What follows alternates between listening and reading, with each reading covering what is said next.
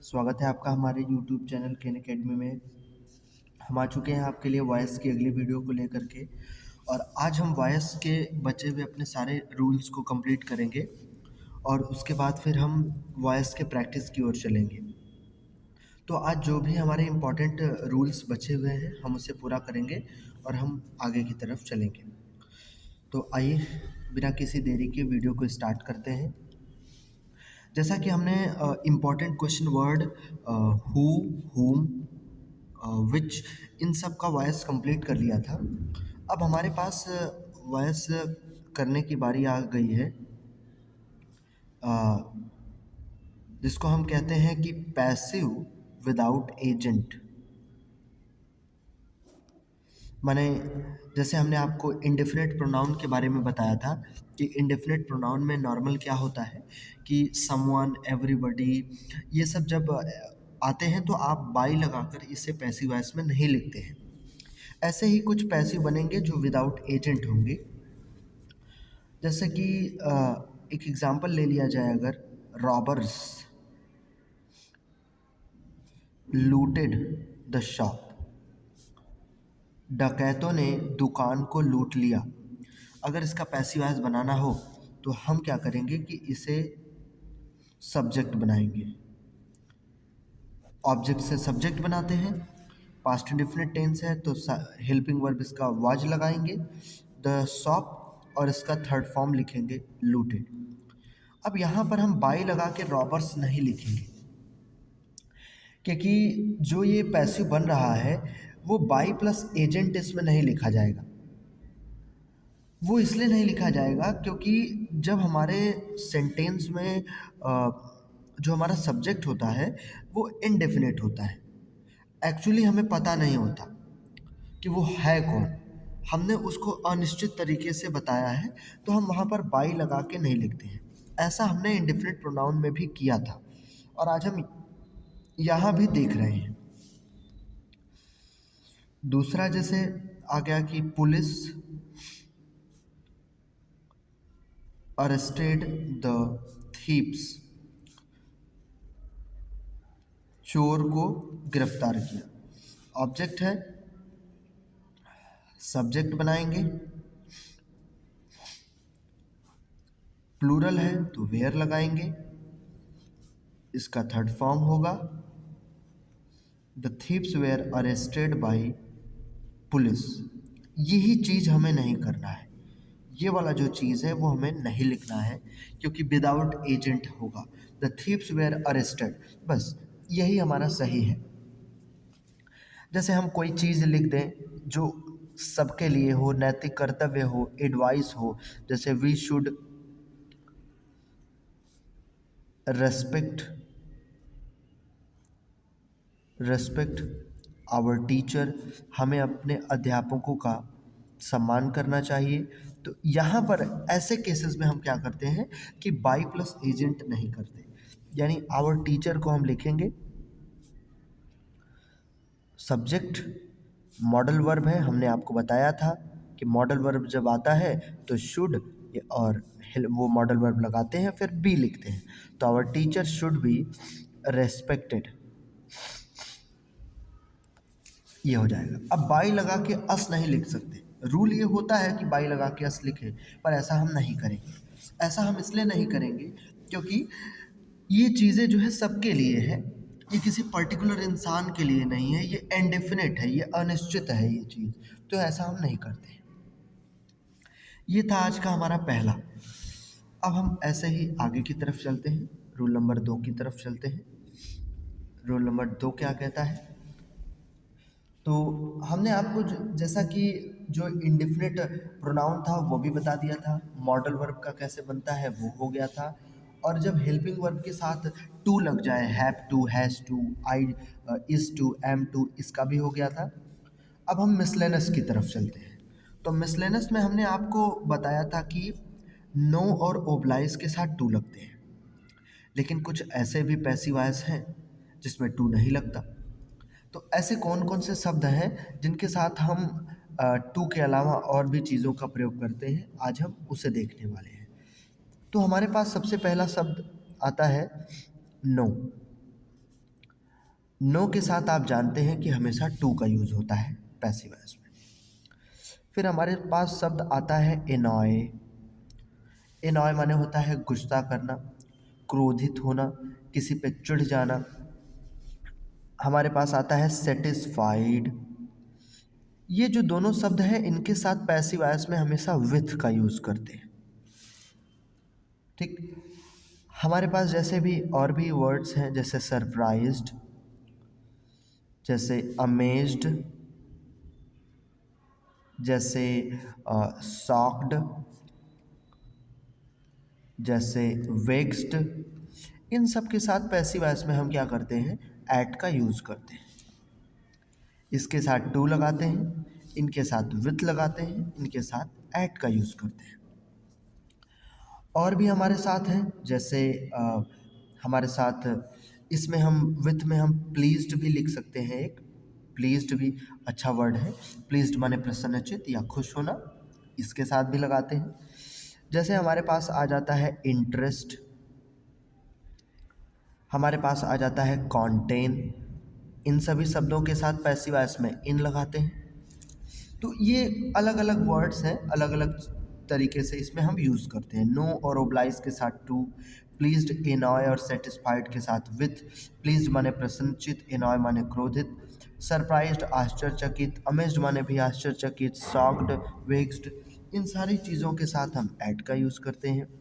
Interest माने रुचि रखना, content माने संग्रहित करके रखना, इसके साथ इनका यूज़ करते हैं। अब जैसे आपको कोई एग्जांपल दे दें कि ही सेटिस्फाइड एवरीबडी, उसने सब सेटिस्फाइड,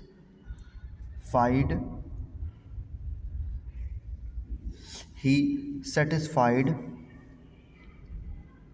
सॉरी यहाँ एस होगा, ही सेटिस्फाइड एवरीबडी, SATISFIED। अब इसका बनाना हो, सबसे पहले ऑब्जेक्ट को आप सब्जेक्ट बनाते हैं, एवरीबडी को आप इस तरीके से बना दिए देंगे। पास्ट इंडेफिनिट टेंस था तो आपने वाज लगा दिया, हेल्पिंग वर्ब। फिर वर्ब का थर्ड फॉर्म आप लिखेंगे, एवरीबडी वाज सेटिस्फाइड। अब सेटिस्फाइड के साथ लगता है विथ, तो यहाँ बाई नहीं बल्कि आप विथ लगाएंगे, और फिर ही का ऑब्जेक्टिव आप हिम लिखेंगे। Everybody was satisfied with him. तो इस तरीके से इसका पैसिव वॉइस बनता है। जैसे आपसे अगर कह दिया जाए कि द न्यूज़ सरप्राइज्ड ऑल, खबर ने सबको आश्चर्यचकित कर दिया, तो बस ऑल को आप सब्जेक्ट बना लेते हैं। ऑल वेयर सरप्राइज्ड, है ना, पास्ट इंडेफिनिट था, वेयर लगा, वर्ब का थर्ड फॉर्म। अब यहाँ पर बाय द न्यूज़ नहीं, सरप्राइज के साथ हमेशा हम एट का यूज़ करते हैं, तो एट द न्यूज़। ठीक है। तो इस तरीके से ये जो वर्ड है इनके साथ अलग अलग प्रीपोजिशन लगता है पैसिव वॉइस में, इस चीज़ को आप ध्यान देंगे। अब हम चलते हैं अपने अगले रूल की तरफ, रूल नंबर 3। तो आइए रूल नंबर 3 देखते हैं हम क्या कहता है। रूल नंबर 3 हमारा कहता है कि अगर मान लेते हैं एक्टिव वॉइस का स्ट्रक्चर कुछ इस टाइप से हो,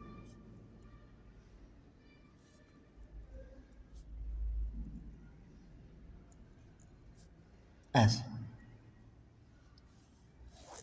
एक्टिव वॉइस का सेंटेंस इस तरीके से हो कि it is time two plus फिर वर्ब का फर्स्ट फॉर्म हो, फिर नाउन हो, कुछ इस तरीके से हो, तब उसका पैसिव वॉइस बनाने का स्ट्रक्चर क्या है। ये पैसिव का स्ट्रक्चर मैं लिख रहा हूँ, passive structure, it is time, मतलब पहला ये चीज़ यहाँ पर भी लिखा जाएगा, फिर प्लस फॉर लिखना है, फिर जो नाउन होगा आपको उसे लिख देना है, फिर उसके बाद जो टू है उसको बी के साथ लगा देना है, और फिर वर्ब लिखना है, और वो भी थर्ड फॉर्म में। ठीक है, ये पैसिव का स्ट्रक्चर होगा। जरा हम इसे एग्जाम्पल से समझेंगे तो ज़्यादा अच्छे तरीके से समझ पाएंगे। जैसे मान लेते हैं, ले लेते हैं कि it is time to close the door. अब हम जरा स्ट्रक्चर से मिलाते हैं। It is time, it is time. To, to. Verb first form, noun noun. अब हम इसको पैसिव से मिलाते हैं। इट इज़ टाइम लिखा जाएगा, फिर फॉर लिखा है, फॉर लिखेंगे, फिर जो नाउन है उसे लिखेंगे। तो नाउन क्या है? डोर है, डोर लिख देंगे। फिर टू बी लगाएंगे, टू बी लगा दिया हमने। फिर वर्ब का थर्ड फॉर्म माने क्लोज का थर्ड फॉर्म, क्लोज्ड। तो it is time for the door to be closed. क्या ये सही है? तो आप कहेंगे ये बिल्कुल सही है। अब दूसरे की तरफ चलते हैं। जैसे it is time to stop writing. बस इसको तो उसी के जगह पे लिखना है, इट इज़ टाइम। फिर आपको फॉर लगा देना है, फिर राइटिंग लिख देना है। नाउन हो गया, फिर टू बी लिखना है और फिर वर्ब का थर्ड फॉर्म लिखना है। तो टू बी स्टॉप्ड, और ये बन जाएगा हमारा पैसिव वॉइस। इस तरीके से इसका पैसिव वॉइस बनेगा। आगे की तरफ चलते हैं, अगले पैसिव वॉइस को देखते हैं क्या कहता है ये। अगले पैसिव वॉइस का स्ट्रक्चर आपको कुछ इस तरीके से मिलेगा। There plus be form of verb, हाँ वर्ब। फिर प्लस नाउन हो सकता है, प्लस इन्फिनिटिव हो सकता है। एक्टिव वॉइस का इसी तरीके से कुछ सेंटेंस लिखा होगा। जब आप उसका पैसिव बनाएंगे तो कैसे बनाएंगे? आप करेंगे there be form of verb plus noun plus to be. अच्छा, यहाँ तक सबका मटेरियल सेम है। देखिए नाउन तक सब सेम है, जैसे ये है वैसे ही ये है, यहीं से जो है बदल रहा है। तो फिर यहाँ पर टू बी लग जाएगा, फिर प्लस वर्ब का थर्ड फॉर्म, माने यही थोड़ा सा चेंज है, बाकी सब सेम है। कैसे आता है इसका सेंटेंस? आता है इसका there is no time to lose. तो there be form of verb, be form of verb, noun भी है, नाउन भी आ गया। यहाँ तक सेम है, जो इसमें लिखा रहेगा वही यहाँ भी लिखना है, यानी इसमें भी वही लिखना है। देयर इज नो टाइम, फिर क्या होगा? To be. अब यहीं से स्ट्रक्चर बदलेगा, टू के साथ बी लगेगा और जो वर्ब है उसका थर्ड फॉर्म लूज का लास्ट हो जाएगा। तो there is no time to lose, तो इसका हो जाएगा there is no time to be lost. एक और देख लेते हैं। लिखा है there is no work to do. कुछ नहीं करना है। देयर इज नो वर्क, यहाँ तक सब कुछ सेम सेम। यहाँ से बदलेगा मामला, टू बी डू का done. There is no work to be done, इस तरीके से। तो इसका पैसिव वॉइस हमें इस तरीके से बनाना है। आगे देखते हैं, हम अगले रूल की तरफ चलते हैं। एक और रूल देखेंगे आज हम। एक अगला रूल है हमारा पैसिव वॉइस का। क्या कहता है? अगर आपको जो है फ्रेजल वर्ब दिया गया हो एक्टिव वॉइस में, जैसे लाफ एट। लाफ एट माने होता है मजाक उड़ाना। जैसे अगर दे दिया जाए इंक्वायर इनटू, इनटू जांच पड़ताल करना। जैसे आपको दे दिया जाए लुक आफ्टर, देखभाल करना। मॉक एट, हंसी मजाक, सॉरी एट। जब इस तरीके से वर्ड आपके एक्टिव वॉइस में आते हैं तो इन वर्डों के साथ आने वाला ये प्रीपोजिशन आप हटाते नहीं हैं, क्योंकि ये प्रीपोजिशन के जुड़ने की वजह से ही इसका मीनिंग दूसरा है। लाफ माने हंसना होता है, लाफ एट माने मजाक उड़ाना। इसका हिंदी मजाक उड़ाना तब हुआ जब एट इसमें जुड़ा। तो इसके कुछ एग्जाम्पल हैं, जैसे ही लाफ्ड एट मी। बहुत ही ईजी है, मी को आई कर लेना है, पास्ट इंडिफिनिट है तो वाज लगा लेना है, और लाफ का थर्ड फॉर्म लाफ्ट लिखना है। I was laughed. अब एट भी लगाना जरूरी है, वरना इसका अर्थ मजाक उड़ाना नहीं होगा। फिर आप बाई लगाएंगे और फिर आप क्या करेंगे, ये कर देंगे और ये बन जाएगा पैसिव वॉइस। तो ये है हमारा आज का पैसिव वॉइस। कल हम फिर मिलेंगे आपको ऐसे ही जो है अलग अलग नियम के साथ। तो आज के लिए इतना ही रखते हैं। Thanks for watching this video.